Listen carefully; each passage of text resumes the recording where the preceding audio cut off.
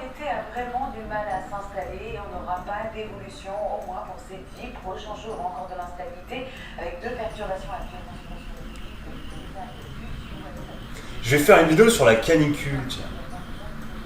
Je me demande pourquoi j'y ai pas pensé avant.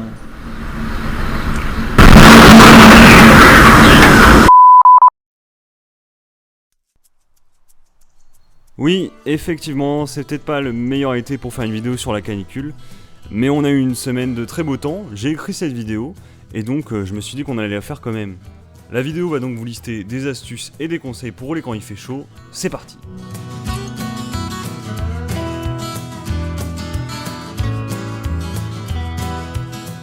Donc aujourd'hui on va séparer cette vidéo en 3 parties. Une partie sur avant la sortie, une partie sur ce qu'il faut prévoir pour la sortie, et une partie sur ce qu'il faut faire pendant la sortie. On commence alors par la partie avant la sortie, et c'est là que vont être les choses les plus évidentes. Donc premièrement, évidemment, on surveille la météo, bon ça c'est évident. On regarde bien les jours où il fait un peu moins chaud, les jours où il y a un peu plus de nuages, etc. C'est le plus simple pour pas mourir. Cependant, c'est pas vraiment une solution, parce que s'il fait 30 tous les jours, bon bah il fera chaud tous les jours. C'est là qu'on arrive sur le premier conseil. Ce qui paraît évident, c'est de rouler le soir, mais en réalité, le matin, il fait vraiment plus frais. Alors je sais qu'on n'est pas tous des lève-tôt, mais si on sort à 6h le matin, on est vraiment au frais, il n'y a personne sur les routes, et sur les trails surtout, et on est vraiment tranquille. Après, je reconnais également que sortir le soir, ça peut être sympa, vous avez la lumière, etc., l'ambiance, et surtout, il fait un petit peu moins chaud, mais le matin, je vous dis, ce sera meilleur. Donc maintenant que vous roulez le matin, il y a une deuxième chose qui va être essentielle à choisir, c'est votre terrain. En fait, c'est très simple, va falloir éviter toutes les zones qui sont très exposées au soleil. Donc tous les champs, toutes les montagnes avec pas beaucoup d'arbres, tout ce qui est vraiment exposé, faut éviter. Par contre, en revanche, faut privilégier vraiment l'altitude, pour ceux qui peuvent. Vous pouvez également privilégier les bords de côte, les forêts, là où vous avez du vent, etc. Mais plein d'endroits qui sont vraiment rafraîchissants et qui vont vous permettre d'avoir moins chaud. Donc n'oubliez pas, votre terrain c'est ultra important et il faut pas négliger la chose. Maintenant, une petite astuce que pas mal de gens n'appliquent pas forcément, c'est que votre hydratation doit commencer bien avant votre sport. Pour faire simple, le mieux c'est vraiment de boire toute la journée et pas sur les zones d'effort où vous allez faire du sport. Alors il y a plein de raisons pour lesquelles faire ça c'est bien, mais la plus évidente c'est de se dire que si vous commencez une sortie à 50% d'hydratation, c'est pas la même chose que si vous la commencez à 100%. Maintenant, il faut admettre qu'avec tous ces paramètres, des fois ça ne suffit pas. En période de canicule, notamment, s'il fait trop chaud, votre corps va pas supporter, et c'est là qu'il faut admettre qu'il faut pas faire de vélo, tout simplement. Et donc on en vient ici à un conseil, il faut peut-être savoir sacrifier quelques heures de vélo, et plutôt faire un peu plus d'ateliers, en profiter pour modifier son vélo, l'améliorer. Moi par exemple, mon garage a ressemblé à ça pendant une semaine, et j'ai pu m'occuper de tous ces vélos qui sont des vélos à des amis, que je devais réparer ou entretenir. Et ça m'a permis de pas trop m'ennuyer et de pouvoir faire du vélo sans vraiment faire de vélo. Maintenant, on a vu toutes les choses avant le ride, on va passer à prévoir pour le ride. On va commencer par la chose la plus simple, les vêtements. Petit rappel sur les couleurs, évidemment, la couleur de votre vêtement va plus ou moins absorber la lumière et donc vous allez avoir plus ou moins chaud. Donc vous allez avoir tendance à accumuler la chaleur dans les couleurs sombres et à moins l'accumuler dans les couleurs claires. Donc évitez vraiment le noir, vous allez cuire sur place et on en vient à un point important lors du choix de vos équipements, casques, gants, etc. Essayez peut-être de prendre des couleurs un peu plus claires où vous aurez un petit peu moins chaud en été. Personnellement, tous mes casques sont tous blancs et je sais qu'avec des casques noirs, on a quand même beaucoup plus chaud. Ensuite, maintenant, vous pouvez adapter vos vêtements en fonction de votre sortie. Par exemple, vous pouvez retirer les genouillères si vous savez que vous allez faire quelque chose de tranquille. Peut-être aussi prendre un sac un peu plus light, enfin des idées comme ça. Dernier vêtement obligatoire pour moi, c'est les lunettes. Petit 1 pour la lumière du soleil et petit 2 pour les insectes que tu vas te prendre dans la tête. Voilà, n'oubliez pas vraiment que vos vêtements sont essentiels et qu'il faut faire vraiment très attention à ça.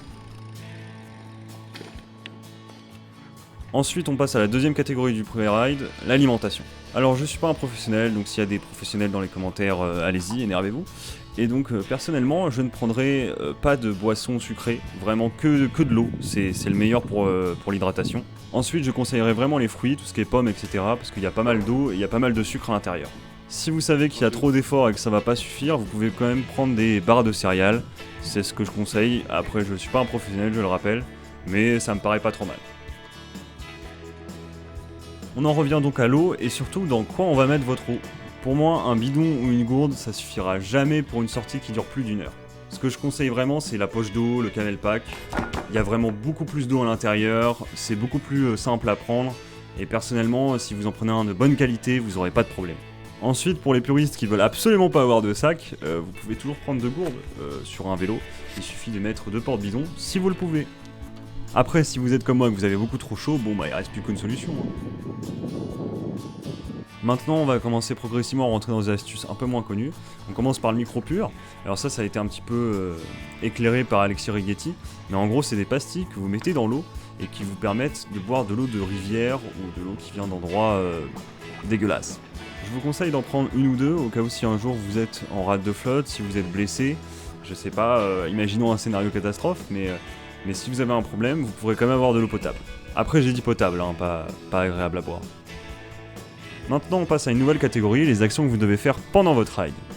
Premièrement, on en revient à l'hydratation, il va falloir boire doucement et tout au long de votre ride. Des petites gorgées de temps en temps, c'est beaucoup mieux que toutes les 30 minutes la moitié de la bouteille.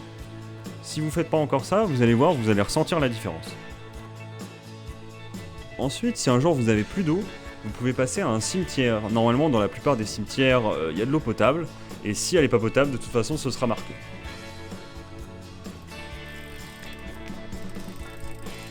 Je vous rappelle quand même d'être respectueux quand vous rentrez dans le cimetière, rentrez à pied, rentrez pas sur votre vélo. S'il y a un enterrement, sortez peut-être, je sais pas. Mais vraiment, soyez calme et respectueux. Ensuite, dans un tout autre registre, on va parler de ce que vous devez faire si vous vous sentez pas bien. Premièrement, si c'est trop dur pour vous et que vous le sentez, ça sert à rien de continuer, vous pouvez arrêter. Même si vous êtes en groupe, hein, vous leur dites que c'est mort, vous êtes mort, ça va pas. Ça sert à rien de se mettre dans le mal pour que les autres s'amusent. Donc déjà, dosez votre effort. Si vous sentez qu'en été c'est plus dur et qu'en hiver c'est plus facile, bah acceptez de faire des trucs moins durs en été. Pareil, si vous avez le choix entre 2 itinéraires avec un pote, bah séparez-vous, c'est pas si grave que ça.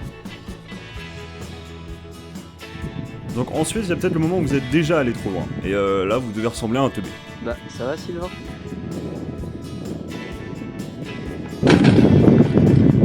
Alors ça, je peux en parler parce que personnellement, ça m'est arrivé et c'était vraiment pas drôle. Donc ici, je vais parler de l'insolation ou de l'hyperthermie, mais ça peut être par exemple le manque de sucre également, ou d'autres choses. En tout cas, on va parler de ça. Donc vous pouvez avoir plusieurs symptômes, ça peut être un mal de tête, des vertiges, des bouffées de chaleur. Bref, vous n'allez pas vous sentir bien, et pour ça, il n'y a pas 100 000 solutions. Le mieux, ça reste d'essayer de se reposer tout de suite. Dès que vous sentez que vous n'êtes pas très bien, faites une pause, essayez de manger un truc, reposez-vous à l'ombre, et essayez surtout d'être au frais. Si vous vous sentez vraiment pas bien, je vous conseille de rentrer tout de suite à la maison, et d'aller vous détendre, de vous mettre dans un bain tiède ou une douche tiède, ça va vraiment être le mieux. Moi, personnellement, j'avais vraiment forcé, et à la fin, j'étais pas bien du tout. Et bien voilà, on a terminé toutes les astuces d'aujourd'hui. Alors c'était pas une énorme vidéo parce que j'avais moins de temps et surtout j'avais pas beaucoup de temps pour filmer. Donc tous les propos sont pas illustrés. J'espère quand même que cette vidéo vous aura été utile, elle vous aura plu. Vous pouvez proposer des idées de vidéos en commentaire. Sur ce, bisous.